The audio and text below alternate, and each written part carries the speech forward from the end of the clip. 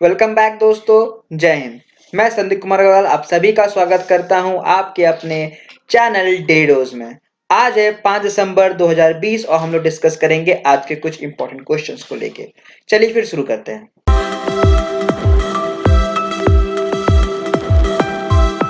पहला सवाल है, when is Indian navy day is celebrated. तो ये आपकी नेशनल डे है इंडिया के लिए और ये बेसिकली रिप्रेजेंट करती है आपकी नेवी आर्मी को। तो ये जो डे है हम लोग हर साल 4 दिसंबर को सेलिब्रेट करते हैं। ठीक है, ये बेसिकली सेलिब्रेट करने की मेन मोटिव यही है कि जो अचीवमेंट्स हो है आप हमारे नेवी फोर्सेस को या फिर नेवी फोर्सेस की उसके बारे में लोगों को पता चले और नेवी फोर्सेस हमारे देश के लिए कितना ज्यादा अहम है।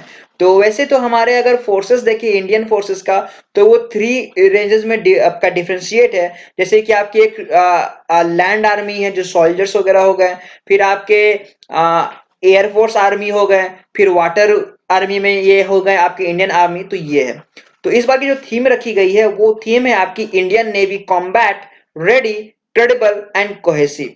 तो ये जो इंडियन नेवी है वो आपको बिलोंग करती है the marine branch of the Indian arm force और ये लीड की गई है by the president of India as commander in chief. अगला सवाल है, who has become the first player to achieve highest ever rating in टी20। तो जैसे बेसिकली हम आईसीसी का रैंकिंग आता है, ओडीआई का रैंकिंग आता है, टी20 का आता है, बॉलर, बैट्समैन, ऑलराउंडर। तो उसी हिसाब से ये टी20 की रेटिंग है। तो उसमें रेटिंग में कुछ पॉइंट्स मिलते हैं, तो उस पॉइंट्स में अभी तक सबसे ज्यादा हाईएस्ट किसे मिला है, तो ये मिला है आपका डेविड मलान। डेविड मलान आपके इंग्लैंड के बैट्समैन हैं जिन्होंने ये रिकॉर्ड बनाया है कि उनको अब तक का सबसे ज्यादा पॉइंट मिला है। ठीक है, तो इनको मिला है 915 पॉइंट। तो वैसे तो 900 ट्रेडमार्क पार करने वाले आपके एक और है, जैसे कि ऑस्ट्रेलिया के एरन फिंच, उनको एग्जैक्टली 900 पॉइंट मिले थे। और इसके बाद अब आपके आए हैं डेविड मलान जो कि 33 वर्षीय आपके बैट्समैन है जिन्होंने 900 का जो पॉइंट है उसको क्रॉस किया है इस फॉर्मेट में और इनको है मिला है 915 पॉइंट। तो बेसिकली ऑब्वियसली ये अभी आपके नंबर 1 टी20 बैट्समैन है इंटरनेशनल के। अगला सवाल है, विच industry has top the Fortune India 500 ranking 2020। तो फॉर्च्यून इंडिया की रैंकिंग लिस्ट आ गई है जिसमें 500 अलग अलग इंडस्ट्रीज की बात की गई है। तो ये इस लिस्ट को टॉप किया गया है by the Reliance industries limited. One and only आपका नन अदर जो मुकेश अंबानी की जो कंपनी है रिलायंस इंडस्ट्री, उसने टॉप किया है इस फॉर्च्यून लिस्ट को और ये रिलीज की गई है। और जो दूसरे पायदान पे है वो आपकी Indian oil corporation limited IOCL. ठीक है, और तीसरे स्थान पे है आपकी ONGC oil and natural gas corporation. ये जो लिस्ट है ये तैयार की गई है संजीव गोयनका की ग्रुप के द्वारा, जो है आपकी फॉर्च्यून इंडिया जो एज अ पार्ट है आपकी कोलकाता बेस्ड। संजीव गोयनका वही है जो कि आईपीएल में राइजिंग पुणे सुपर जेंट्स को ये खरीदे थे। ठीक है, तो ये है आपके। अगला सवाल की ओर बढ़ते हैं, who when is international day of banks is observe. तो इंटरनेशनल डे ऑफ बैंक हम लोग कब सेलिब्रेट करते हैं, तो ये सेलिब्रेट किया जाता है आपका 4 दिसंबर को। ठीक है, बात करें और तो 19 दिसंबर 2019 को यूनाइटेड नेशन के जनरल असेंबली ने अडॉप्ट किया एक रेजोल्यूशन जो था आपका 74/245 और उन्होंने ये डिसाइड किया उसी दिन कि 4 दिसंबर को हम लोग as a international day of bank celebrate करेंगे, ऑब्जर्व करेंगे। तो ये जो आपका डे है ये बेसिकली आपकी ये सिग्निफिकेंट रोल बताती है बैंक्स का कि कैसे ये मल्टीलैटरल डेवलपमेंट में या फिर इंटरनेशनल डेवलपमेंट साथ ही साथ फाइनेंसिंग सस्टेनेबल डेवलपमेंट में भी हेल्प करती है।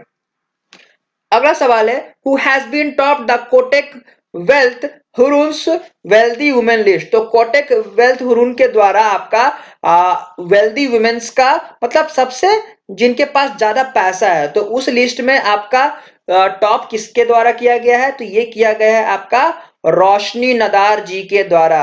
रोशनी नदार कौन है, ये एचसीएल बहुत ही ब्रांडेड या फिर नामी कंपनी है जो कि आपके लैपटॉप्स या फिर कंप्यूटर एसेसरीज वगैरह बनाती हैं। ठीक है, तो ये उस कंपनी की चेयरमैन है। ठीक है, तो ये इंडिया की सबसे आपकी रईस कह लो या फिर सबसे ज्यादा पैसा इनके पास है। ठीक है, तो ये है आपकी कोट, और ये जो रिपोर्ट है, ये रिपोर्ट बनाई गई है by the Kotak wealth management के द्वारा, जो कि आपका एक पार्ट है कोटक महिंद्रा बैंक और हुरून इंडिया, दोनों ने मिलके ये बनाया। उसके बाद देखें तो अगर किरण मजूमदार जो कि बाइकॉन्स की है, उनका दूसरा स्थान है, और तीसरे स्थान पर है आपका लीला गांधी तिवारी। ठीक है, ये तो ये जो रैंकिंग है, इनकी जो नेटवर्थ है वो 30 सितंबर 2020 तक गिन के जो हुई है उस हिसाब से इनका लिस्ट बना है, और उसमें ये टॉप की हैं। अगला सवाल है, which police station is the best police station in India? तो भारत का, इंडिया का कौन सा पुलिस स्टेशन आपका बेस्ट पुलिस स्टेशन है? तो ये है आपका Nongpok Sekmai police station. Nongpok Sekmai police station आपके मणिपुर का एक डिस्ट्रिक्ट है, जो है आपका थोबुल डिस्ट्रिक्ट। ठीक है, थोबल डिस्ट्रिक्ट में ये पड़ता है पुलिस स्टेशन, और इसको मिला है as a best police station का खिताब। वही अगर ये देखें तो दूसरे नंबर पे आपका सुरंगमल शूरा मंगलम ऑल विमेन पुलिस स्टेशन, जो कि सलेम तमिलनाडु में है। ठीक है, ये दूसरा स्थान पे है। और द खरकसक पीएस अरुणाचल प्रदेश, ये आपकी तीसरी बेस्ट पुलिस स्टेशन है इंडिया में। अगला सवाल है, recently Rafer Johnson passed away, who are जी? हाल ही में रफेर जॉनसन जी का निधन हो गया, तो ये कौन थे? ये आपके एथलीट रह चुके हैं। ठीक है, तो ये अमेरिकन एथलीट रह चुके हैं, जो कि आगे जब इनका रिटायरमेंट हो गया तो ये फिल्मी करियर में अपना हाथ आजमाए। ठीक है, तो ये जो एक्ट आपके अमेरिकन एथलीट है, ये 1950 के ओलंपिक में इनको गोल्ड मेडल मिला था। ठीक है, और उसके बाद फिर जब उन्होंने संन्यास ले लिया अपने इसमें स्पोर्ट से, तो ये एज अ फिल्म एक्टर काम किए हैं। उसके बाद इन्होंने जेम्स बॉन्ड के मूवी में भी काम किया है। उसके बाद फिर लाइसेंस टू किल एक मूवी थी जो 1989 में आई थी, उसमें भी इन्होंने काम किया है। तो इनका निधन हो गया। अगला सवाल है, where is international sand art festival and Konark festival 2020 begins? तो भारत में कहां पे इंटरनेशनल सैंड आर्ट फेस्टिवल और कोणार्क फेस्टिवल शुरू किया गया? तो ये किया गया आपका उड़ीसा में। सैंड आर्ट फेस्टिवल क्या है? बेसिकली जो हम लोग बीच बीच में देखते हैं, कुछ भी बड़ा अचीवमेंट या बड़ा डे होता है तो सैंड आर्टिस्ट बालू की मदद से तरह तरह का कलाकृति बनाते हैं, कुछ स्टैच्यूज वगैरह बनाते हैं। ठीक है, बेसिकली वो सी बीचेस वगैरह के कोस्टल रीजन में। तो ये आपका जो इंटरनेशनल सैंड आर्ट फेस्टिवल वही है। तो इस बार 9th एडिशन सेलिब्रेट किया जा रहा है। वही अगर कोणार्क फेस्टिवल देखे तो ये आपका 31st एडिशन किया जा रहा है। तो ये जो इंटरनेशनल सैंड आर्ट फेस्टिवल है, ये शुरू किया जा रहा है या फिर हो रहा है चंद्रभागा बीच में, जो कि कोणार्क में पड़ती है, इन पुरी डिस्ट्रिक्ट ऑफ उड़ीसा। तो इसमें बेसिकली 70 अलग अलग आर्टिस्ट आएंगे और ये फेस्टिवल में पार्ट लेंगे। और वर्ल्ड के रिनोड सबसे जाने माने sand artist artist Sudarshan Pattnaik ji या एज अ चीफ के क्यूरेटर इसमें अपॉइंट किए गए हैं, और इनको एज अ पद्मश्री अवार्ड से भी सम्माना गया है। अगला सवाल है, रिसेंटली वैलरी गिस्का डी एस्टिंग पास्ड अवे, हाल ही में इन व्यक्ति जी का निधन हो गया, तो ये कौन थे? ये आपके पॉलिटिशियन रह चुके हैं। कहने का बात है, ये आपके फॉर्मर प्रेसिडेंट रह चुके हैं फ्रांस के। ठीक है, तो इनका 94 एज में डेथ हो गया। तो ऐसा कहा जा रहा है कि ये कोरोना वायरस से बैटल कर रहे थे, उनके बाद इनका देहांत हो गया। ये वो पर्सन है जिन्होंने यूनियन फॉर फ्रेंच डेमोक्रेसी नाम की पार्टी लाई थी। उसके बाद फिर ये 1974 से 1981 तक रिपब्लिक ऑफ फ्रांस के एज ए तीसरे प्रेसिडेंट चुने गए थे, और ये उस समय रहे थे कार्यकाल में। अगला सवाल है, who has been appointed as the fit India movement ambassador? तो फिट इंडिया मूवमेंट का एम्बेसडर किन्हें चुना गया है? तो ये चुना गया है आपका कुलदीप हांडो जी। कुलदीप हांडो जी आपके श्रीनगर के जन्मे और उशू के कोच रह चुके हैं। उशू एक तरह का स्पोर्ट होता है जिसमें आपका कुछ तलवार या फिर कुछ स्टिक वगैरह से एक्टिंग या फिर कुछ खेल किया जाता है, तो वो है आपका।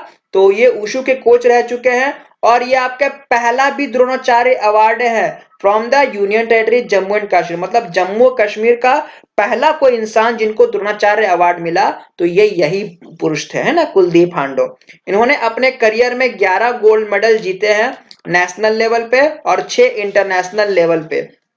ठीक है, as a wushu coach of team India. और इनके गाइडेंस के ही अंदर में जो एथलीट्स हैं उन्होंने 2 गोल्ड मेडल जीते हैं। एक आपकी वर्ल्ड चैंपियनशिप है और आपकी एक आपका वर्ल्ड कप में। और ये कुछ समय के लिए जम्मू एंड कश्मीर के पुलिस इंस्पेक्टर भी चुने गए थे। तो ये थे बस हमारे आज के कुछ इंपॉर्टेंट क्वेश्चंस जो मैंने आप सबके साथ डिस्कस किया। तो आज के लिए बस इतना ही। Thank you.